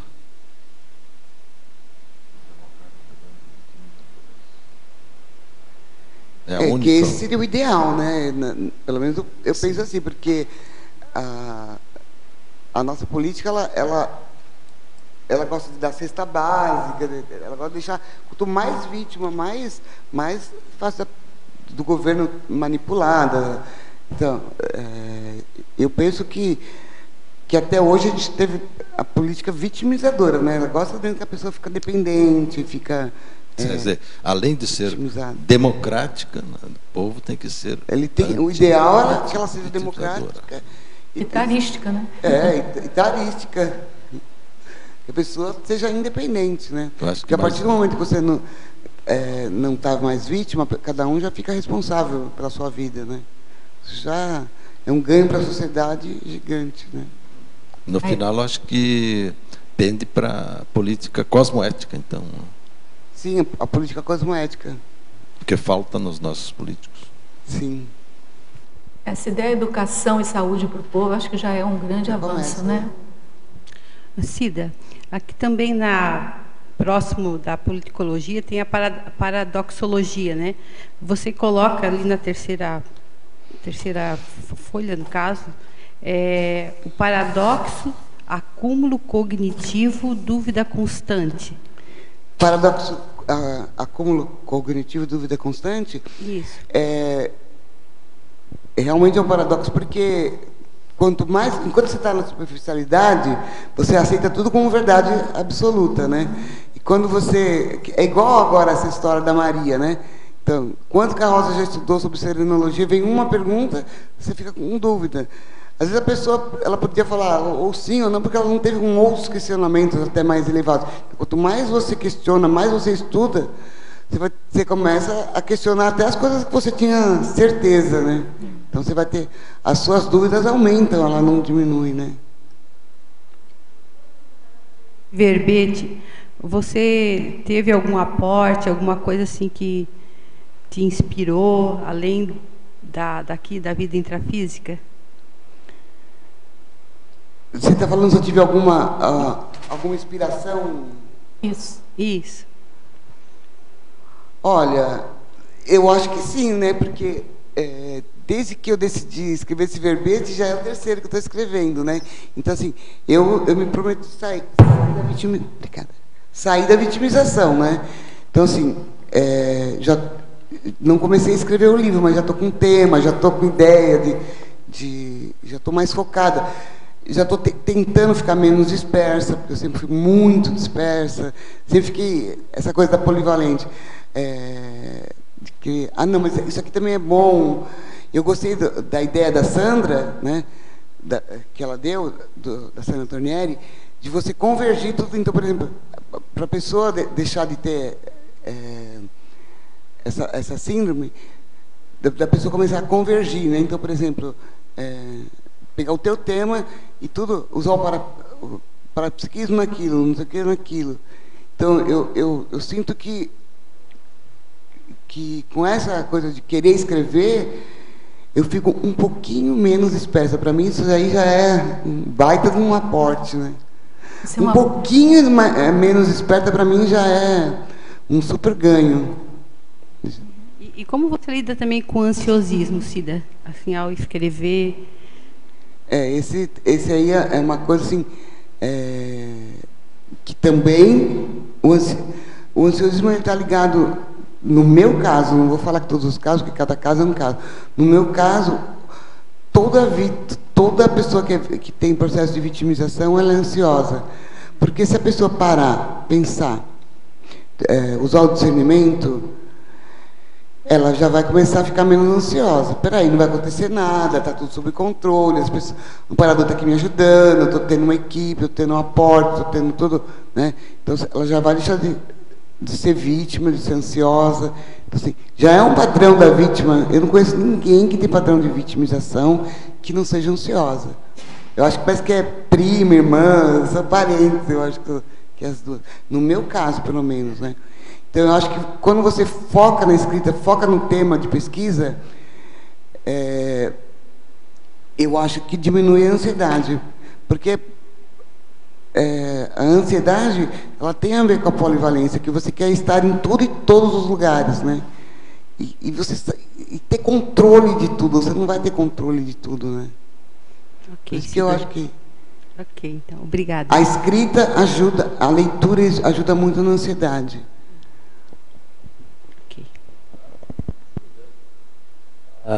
Página 1, fatuística, penúltima linha.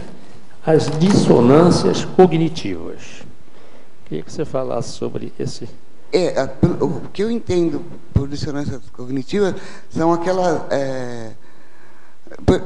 me ajuda se eu estiver errado. Por exemplo, a Rosa era muito boa em matemática e sentia que tinha dificuldades na escrita conceituológica.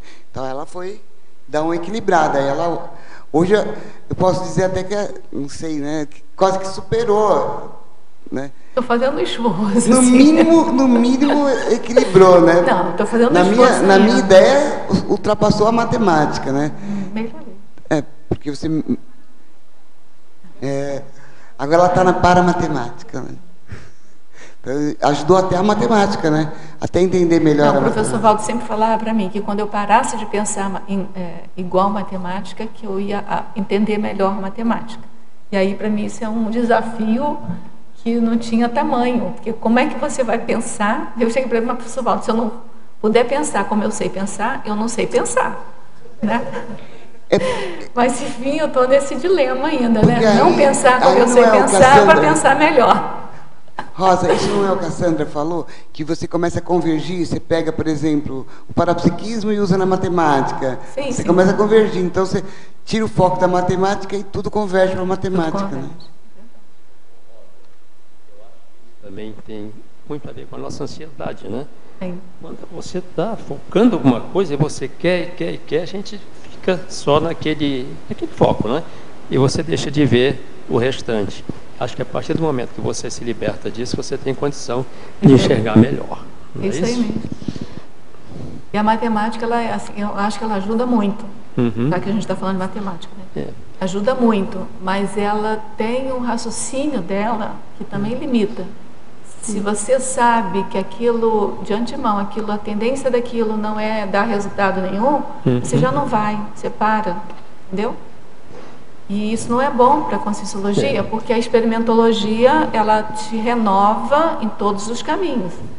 Então, muitas vezes, você para, pelo raciocínio matemático, você para porque acha que aquilo ali é improvável. Aí você para e não vai adiante. Você não faz uma experiência, você não se deixa ver outras realidades, né, que é a multidimensionalidade. Então, isso que eu acho que é o raciocínio que é ruim, entendeu? Eu me lembrei de um exemplo da minha área, né? Os casais que querem ter um filho a todo preço, né? Então, muitas vezes tem dificuldade, ficam ali, e não conseguem.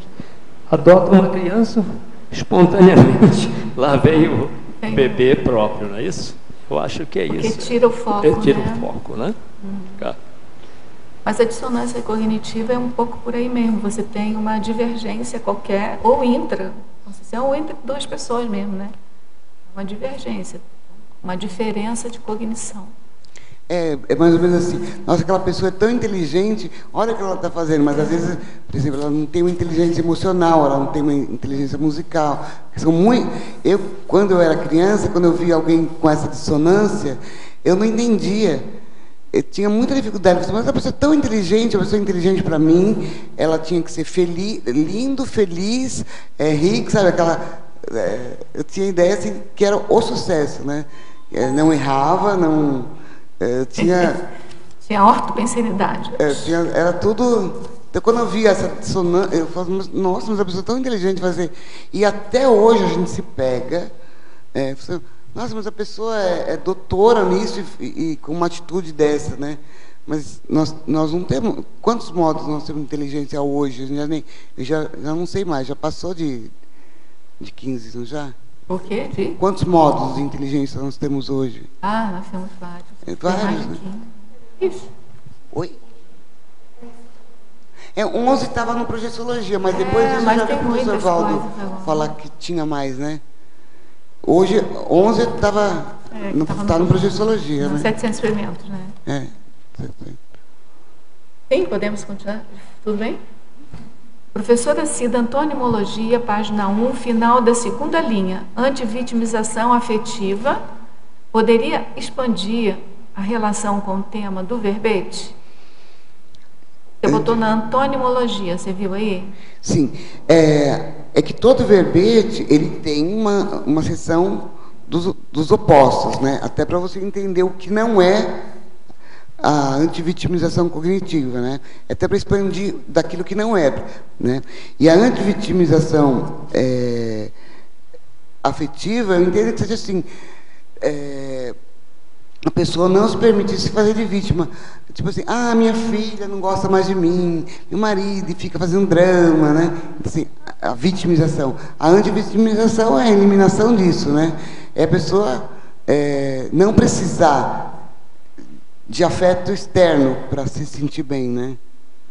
Ela está... A pessoa estando, ela não estando, ela está bem, né? E a relação com o seu tema? É porque então, a relação é porque é antônimo, é o oposto, né? Ela tem relação com o meu tema porque a gente não está falando da afetividade, e sim do conhecimento, né?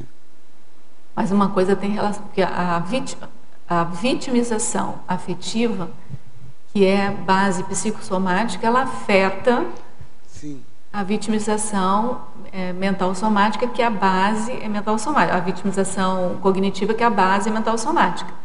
E, por consequência, a antivitimização afetiva vai libertar lá, vai ajudar a antivitimização mental somática, né? Daquela repertório que perguntou sobre a graduação. Eu mesmo sou um caso que eu fiz, eu conheço muita gente que fez a faculdade que o pai quis, achando que ia ser mais amada por isso, né? Eu fui fazer direito, sempre quis fazer psicologia, mas o meu pai queria que todos os filhos de todos da minha família, todos sem exceção, são advogados, inclusive ele, meu pai, minha mãe, todos, porque ele queria. E não mudou nada a minha relação com ele, entendeu? Então, assim, foi um recalque, que eu falei, nossa, eu perdi 5 anos da minha vida, né, achando que eu ia ter um upgrade afetivo, né? E isso, eu acho assim, até porque as pessoas não vão deixar de gostar mais ou menos, às vezes até vão gostar menos, porque você vai ser um concorrente para ela. Então, ela até vai, se você pensar... enquanto você está no papel de vítima, a sociedade gosta, porque ela não pare para você, né? Tipo assim, você não está competindo. A hora que você deixa de vítima, você vai, já pensou se você é um criminalista, um advogado, melhor que a pessoa, né? Então você pode até perder o amor, o pouco que você já tinha, né? Agora, interessante você estar falando aí, a vitimização, seja cognitiva, seja afetiva, ela é psicossomática, né? Sim. Quer dizer, é o psicossoma que está controlando aí toda a sua mental somática. E por incrível que possa parecer, tendo ou não vitimização cognitiva, afetiva, o controle dessas coisas normalmente é a partir do mental soma que você consegue controlar, né? O discernimento que você consegue controlar a sua afetividade para chegar à antivitimização cognitiva, dá uma volta assim, né? Então você pega o mental soma, controla aqui a tua afetividade para daqui você voltar e controlar a tua cognição, porque senão... A vítima sempre deixa o outro resolver até para poder culpar, né? Eu não queria ir nesse lugar, você que me levou, eu não queria fazer essa faculdade, você que... Sempre o outro que é culpado, né? Cida, eu queria te perguntar uma coisa, deixa eu ver aqui qual é a linha aqui. 2, 4, 6, 8. Na 8ª linha da fatologia, na página 1. Você tem aqui reconhecimento dos trafais cognitivos. Se aplicou alguma técnica específica com você para identificar quais eram os seus trafais? O que faltava, né? O que faltava para você poder avançar na sua cognição. Você aplicou alguma técnica específica? A primeira técnica foi entrar no curso de verbetografia, porque isso aí, eu não sei escrever verbete, então vou entrar no curso. Acho que foi o primeiro passo que eu fiz para sair da vitimização. Eu queria tanto escrever um verbete, mas não sou capaz, né? Então, acho que a primeira ação, né? Primeira ação, primeiro passo, a meu favor, né? Sim. Porque eu acho que você só deixa de ser vítima quando você faz algo a seu favor, cosmoético, né? Não vai fazer algo a favor contra o outro, algo que seja cosmoético. E eu tenho procurado estudar mais, ler mais, né? Eu sempre acho que é pouco, né? Porque aumenta as dúvidas, então dá uma impressão. Se você não souber lidar com essa insatisfação, ela dá a impressão de que você, quanto mais estuda, menos sabe, mas não é. Se você já está conseguindo formular uma pergunta, você já está conseguindo ver aquilo que você não sabe, é sinal que você já sabe mais do que antes. Antes você tinha ignorância ignorada, né? Agora agora eu já sei que eu não sei disso. Então, assim, eu acho que isso me ajudou muito e ajuda quem está do meu lado também, né? Porque não é nada agradável conviver com uma pessoa que é vítima, né? Você foge dela, porque você sabe que ela vai reclamar, você sabe que ela vai se fazer de coitadinha do universo, que o universo conspira contra ela. Agora você está me provocando a fazer uma pergunta para o Juvenal. Para saber o que ele acha, melhorou? A Cida saiu daquela vitimização depois de 3 verbetes? Ele fica analisando, quando nós morávamos em São Paulo, ela não saía do apartamento. Então eu saía para trabalhar de manhã e voltava à noite. Ela estava no mesmo lugar. Então, com essa mudança, esses 6, 7 meses que nós estamos aqui, é muito raro o dia que ela fica em casa. E aqui ela se relaciona com todo tipo de pessoa, né? Então é um céu aberto para ela pesquisar, para estudar, e muita coisa melhora para ela, melhora para mim também, né? E essa modificação, você acha que não foi só a mudança para Foz, foi também essa mudança cognitiva dela? Sem dúvida, o resultado das pesquisas, né? Em casa ela fazia pesquisa, mas era uma pesquisa fechada para ela mesma, teórica. Ela alimentava todo o banco de dados da gente, né? Então, ela dava a contribuição dela, só que aquilo era mais um indoor, né? Agora está aberto aí para tudo que a Cognópolis pode oferecer, né? Muito bom. Você queria fazer uma pergunta? O que eu queria comentar é que uma das coisas que a gente utiliza também eu lembro que teve o congresso dos intermissivistas, eu lembro que você estava lá, e o Loche até comentou assim, vamos chegar aos 500 verbetógrafos, e a gente estava no congresso do intermissivista. E naquela época ainda a gente morava em São Paulo. É que teve a dinâmica do Mário, né? E aí eu lembro que ele pediu para levantar a mão, você se recorda? Quem que vai ser os próximos verbetógrafos? Tinha um monte de gente levantou a mão, assim, a gente olhou para a cara do outro, levantamos a mão, assim. Eu lembro que a gente saiu do curso, nossa, por que a gente foi levantar a mão? Né? Porque quando você levanta a mão, você está né? Tá se comprometendo, né? E aí foi interessante, intrafísica, você está ali, né? Você levantou a mão. E quando a gente retornou para São Paulo, a gente pensou assim, não, é impossível. Eu lembro que eu pensava assim, é impossível a gente chegar a apresentar um verbete. É uma coisa que a gente via assim, como se fosse de outro mundo mesmo. Imagina alguém, a gente já via assim, imagina sentar lá, alguém perguntar algo e eu não souber responder. Aí eu lembro que a gente fez um acordo assim entre nós, né?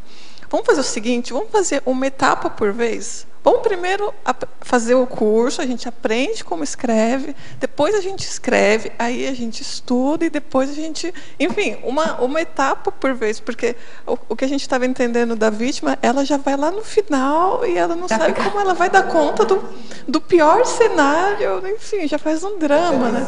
Já recuou ali, né?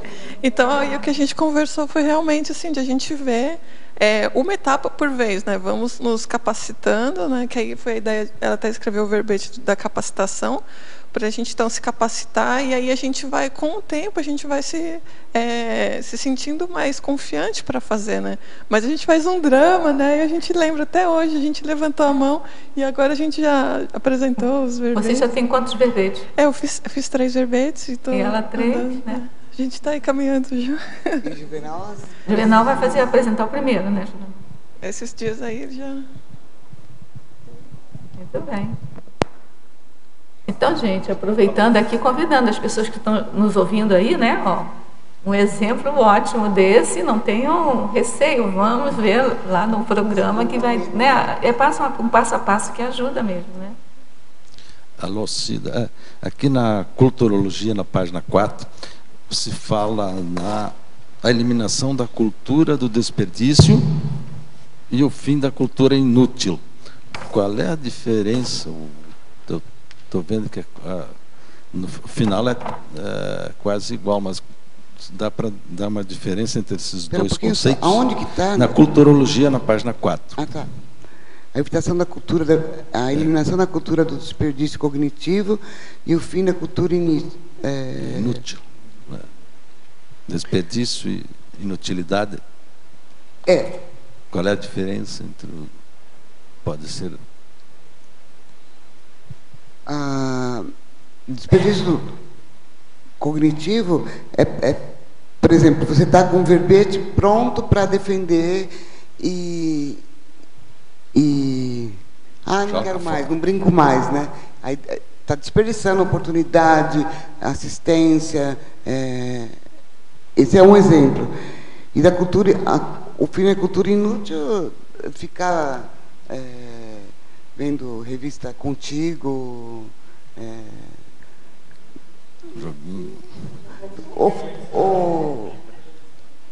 a maioria das novela, Faustão, né? Aí você fala assim, não tem tempo para escrever verbete, mas ela vai assistir Zorra Total, né? Então... Não perde a Zorra Total. Não tem incoerência, né?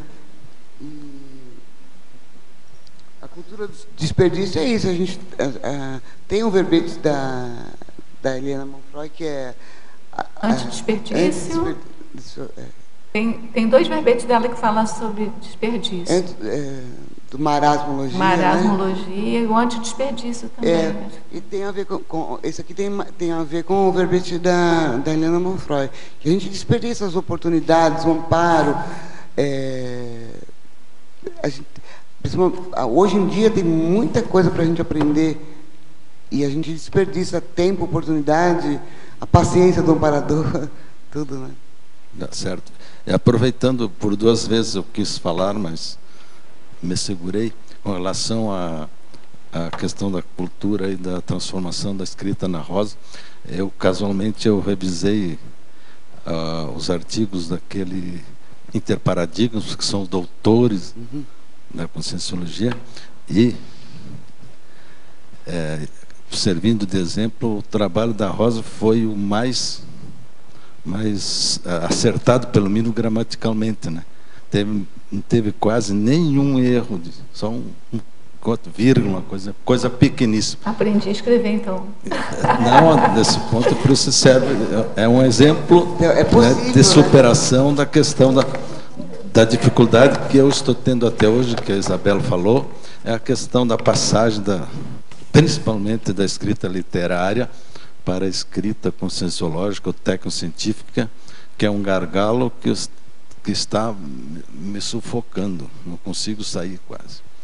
Porque 40, 50 anos de escrita literária e normal, discursiva, e a gente ter que atingir um outro patamar não é fácil.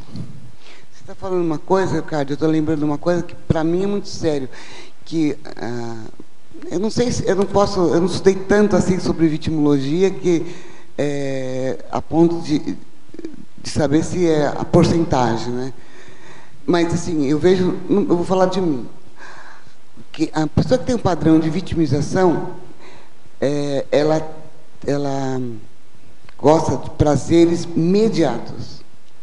Então, ela quer estar sentada aí, é legal, aí no lugar do professor Valdo, tem um status, tal, mas ela não quer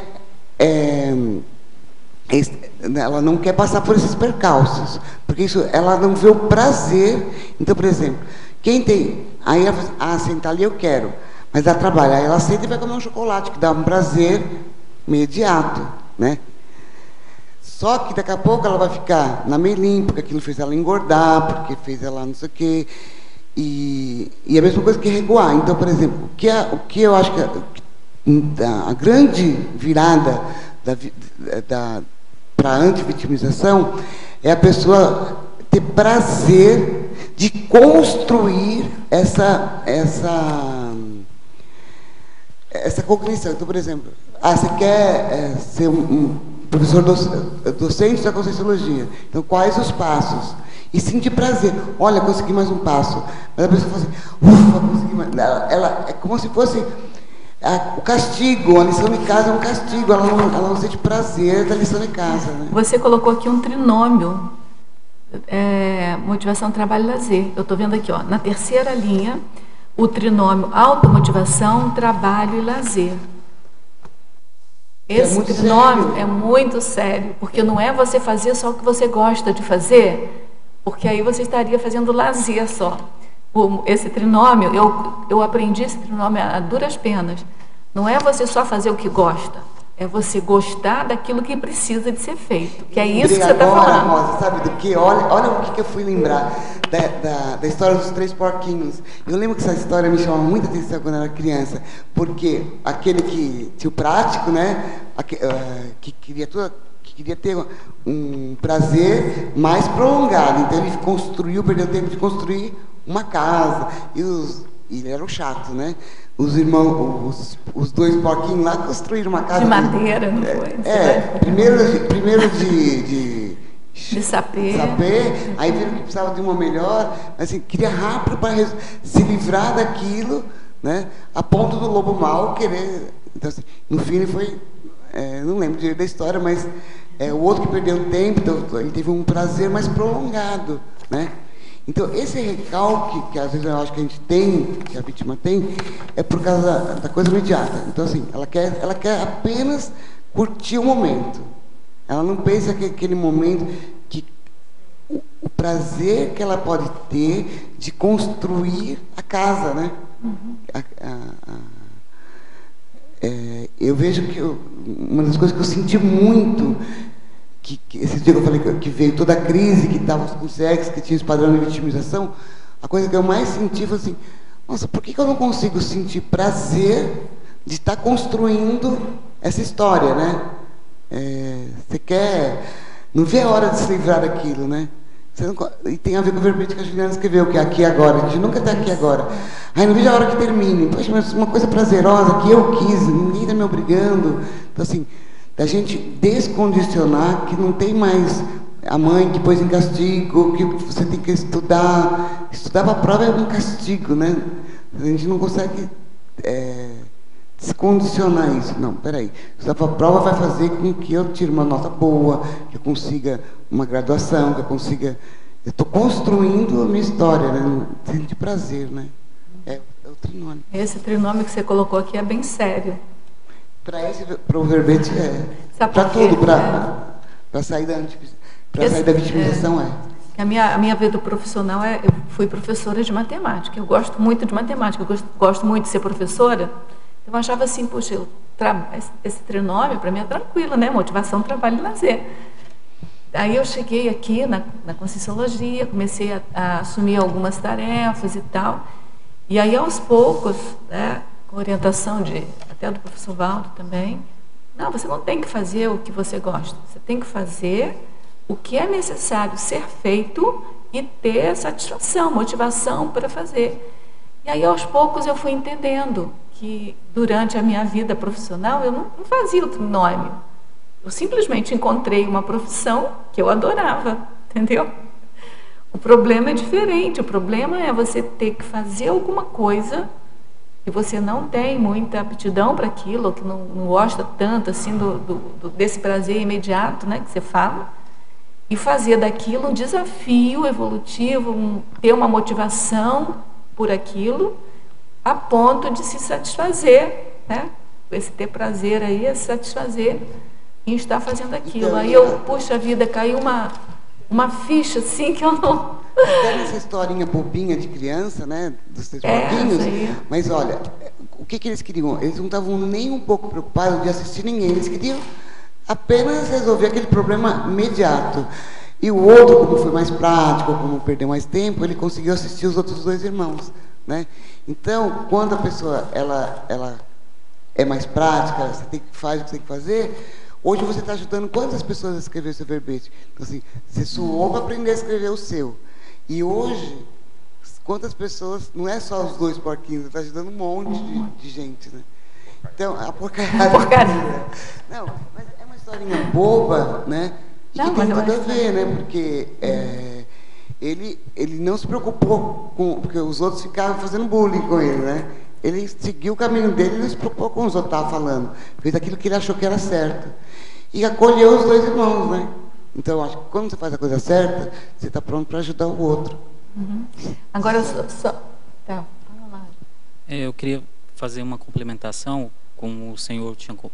Eu queria saber a diferença, né, do texto dissertativo na questão da estilística conscienciológica, né? Eu ia falar exatamente isso antes de você falar, depois você complementa. Porque, por exemplo, tem artigos nas revistas que você pode fazer o tema, né, o objetivo, aí vem um resumo, como é que foi, os materiais, métodos, aí tem resultados, discussões, conclusão, né? Você pode estar dissertando aquilo. Mas, por exemplo, quando você está fazendo uma pesquisa de um verbete, de um tema verbetógrafo, como que eu vou colocar do que eu estou pesquisando, aquelas palavrinhas pequenas, né, colocadas na chapa verbetográfica. Isso. Verbetográfica.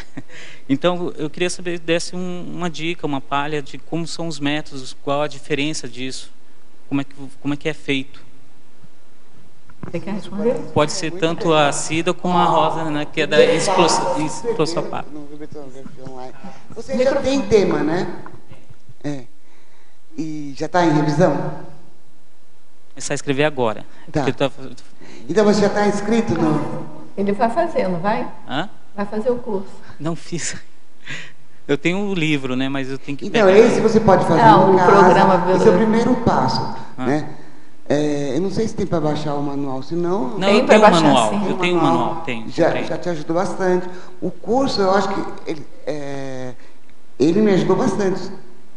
Não é impossível escrever sozinho, né? É lógico. Vou colocar... Por exemplo, parece que é síntese, né? Essas ideias são tipo síntese. Mas tem uma série de questões assim, bem específicas, que cada parágrafo ele tem uma operação mental bem específica. Agora, não é impossível, você pode ir adquirindo. O manual explica um pouco como é que se dá cada sessão, como é que se organiza a divisão. Agora, o que eu ia falar antes de você pegar a palavra é mais genérico, para até comentar sobre o que o Cardi falou.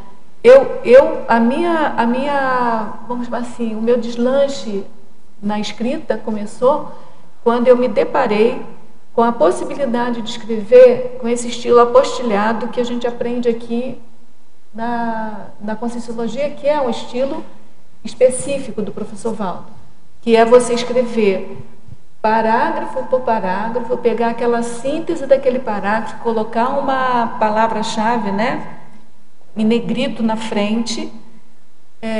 Então, quando você olha aquela palavra em negrito, você já sabe que o parágrafo vai fazer uma abordagem cuja síntese é aquela palavra. E isso, qual é a facilidade que tem? Na hora que você vai colocando um parágrafo após o outro, a técnica em si, que eu aprendi com o professor Valdo, após você escrever um texto, você olha as palavras-chave que estão em negrito. Aquelas palavras-chave, elas têm que ter um encadeamento, elas têm que ter uma mensagem para a pessoa, de tal modo que, se a pessoa não lê o texto todo, lê só aquelas palavras, ela já tem uma ideia do que o autor vai colocar. Então, isso, o que faz com a gente? Isso faz a gente eliminar redundâncias, faz a gente fazer a síntese do parágrafo, porque um parágrafo não pode ter mais de 5 linhas, senão fica uma coisa pesada, a não ser que as linhas sejam bem estreitinhas, né? Mas quando eu me deparei com o entendimento desse estilo apostilhado, facilitou toda a escrita. E aí você pergunta, mas como é que eu começo a escrever? Você pode escrever, por exemplo, quando eu tenho menos conhecimento do assunto, eu faço meio que um self-brainstorming, né? Eu pego uma folha de papel e vou escrever de qualquer maneira. Depois que eu passo aquilo, é que eu vou picotando em parágrafos. E aí, muitas vezes, eu vejo o quanto que eu fui redundante, o quanto que tem coisas que eu botei ali que não tem menor significado, o quanto tem coisas ali que foge ao encadeamento lógico da questão, e aí você vai limpando. E outra coisa também, com relação à coesão e à coerência do texto. Um texto que tem coesão e coerência, normalmente, a coesão se aprende, né, no português, aquelas palavrinhas coesivas, né? Então, portanto, e no texto apostilhado não tem. Mas aí o que você vai fazer?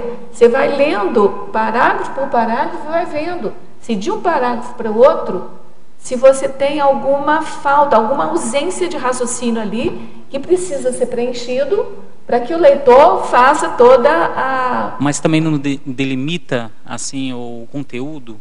Não delimita não, ao contrário, explicita mais o conteúdo. Entendeu? E pode colocar, por exemplo, você fez lá, você escreveu tudo aqui lá e você fez os tópicos chaves, né? Como você eu estou falando de um modo geral, o estilo apostilhado. Se você for para o verbete em si, aí sim, tem além do estilo apostilhado, porque ele é todo um estilo apostilhado, você tem algumas seções, por exemplo, a fatologia, que são itens bem sintéticos. E aí eu concordo com você, às vezes você não tem como falar, mas isso ajuda você a ir na essência. E se tiver algum assunto dentro do teu verbete que você ache que vai perder muito, se você deixar picotado em síntese na fatologia, você tem a argumentologia, onde você tem uma liberdade um pouco maior, sabe, de criar novas sessões. Ali não tem as sessões já pré-determinadas, você pode criar novas sessões e expor seu pensamento ali, né? Mas assim, o exercício do verbete é o exercício da análise e da síntese. Esse exercício é fundamental para você seguir o caminho da ortopensinização. Entendeu? O jeito é fazendo mesmo. Porque essa necessidade que a gente tem de falar muito, de escrever muito, é necessidade nossa, não é necessidade da exposição, entendeu? Entendi. E uma dica com relação ao verbete, que me ajudou muito, eu faço o seguinte: primeiro eu vou em todos os verbetes que eu vou usar, né? E na literatura que eu consulto, nos livros que eu consulto, tudo, e vou colocando tudo em folhas, 10, 15 folhas manuais, as frases, né, a palavra, alguma coisa que me chama a atenção. Depois eu começo a passar de uma página para outra e fazendo a conexão de ideias, uma palavra e outra, colocando nos respectivos itens aí da fatuística, se é um binômio, se é um trinômio, etc. Ou se é fatologia. Isso tudo ajuda ao final. Fazer, né? Então tá bom. Agora pegando o último minuto que nós temos aqui, eu queria que você falasse da sua frase enfática.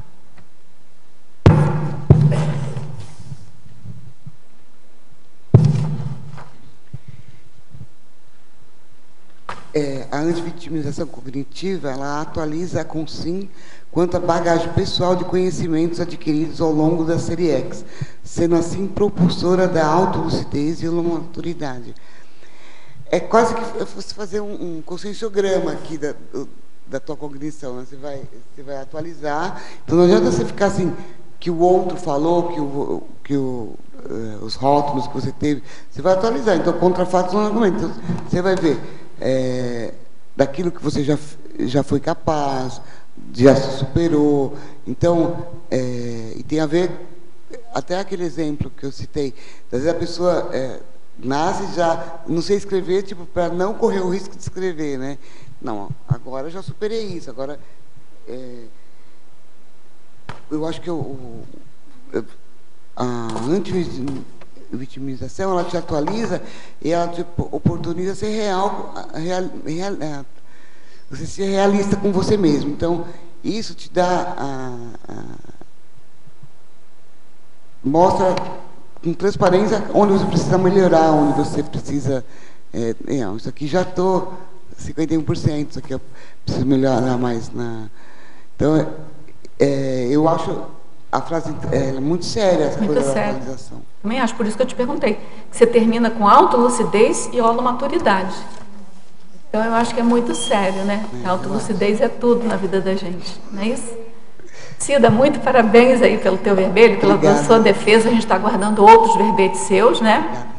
Certo? A gente agradece a presença de todos vocês aí, pelas perguntas, pela troca de ideias aqui, pelas sugestões, que é isso que movimenta nosso debate, né? Então, isso é muito bom. A gente aguarda vocês nos próximos dias aqui de debate.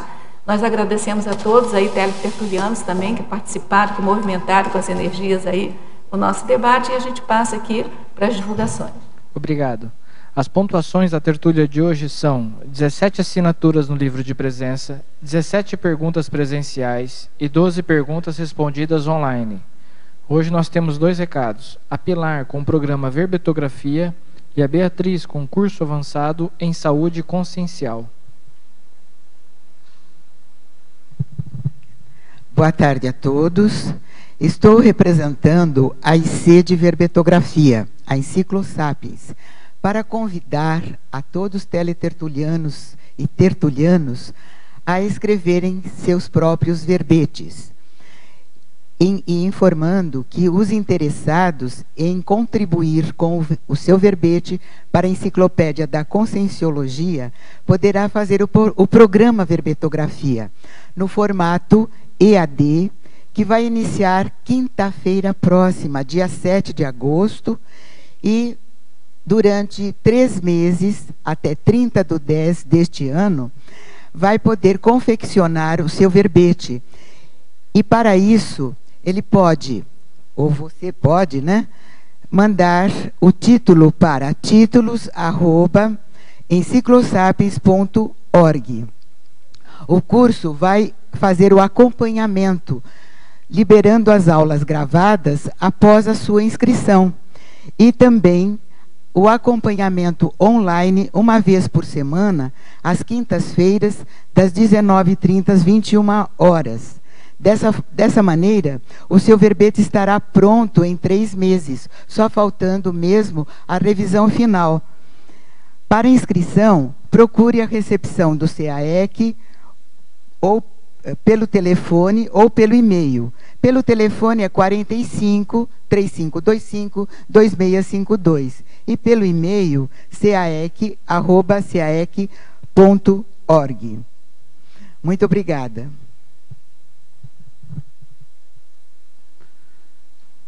Boa tarde a todos. A OEC convida você a participar do curso avançado em saúde consciencial. Este curso possibilita ao participante vivenciar a autoconsciencioterapia e aprofundar nas autocuras. É um curso composto de 12 módulos e os módulos são mensais. Acontecerá no campo da OEC, com início no próximo 16 de agosto. Esta é uma oportunidade para você ampliar sua saúde consciencial, favorecendo assim maior equilíbrio e qualidade de vida. Os temas abordados em cada módulo: 1. Base da consciencioterapia e autoconsciencioterapia. 2. Parasemiologia. 3. Saúde somática. 4. Saúde energossomática. 5. Saúde psicossomática. 6. Saúde mental somática. 7. Saúde na vida intrafísica. 8. Saúde multidimensional. 9. Saúde grupocármica. 10. Fundamentos da paraterapêutica. 11. Fundamentos da paraprofilaxia. E 12. Cosmoética e saúde consciencial.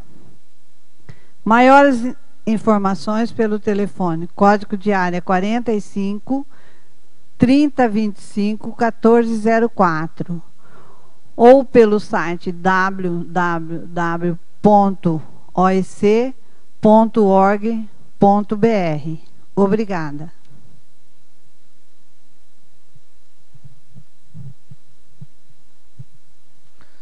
Para amanhã, teremos o verbete Omnigradação Realística, especialidade Holopercussienciologia, com a verbetógrafa Dulce Dal. Obrigado e boa tarde a todos.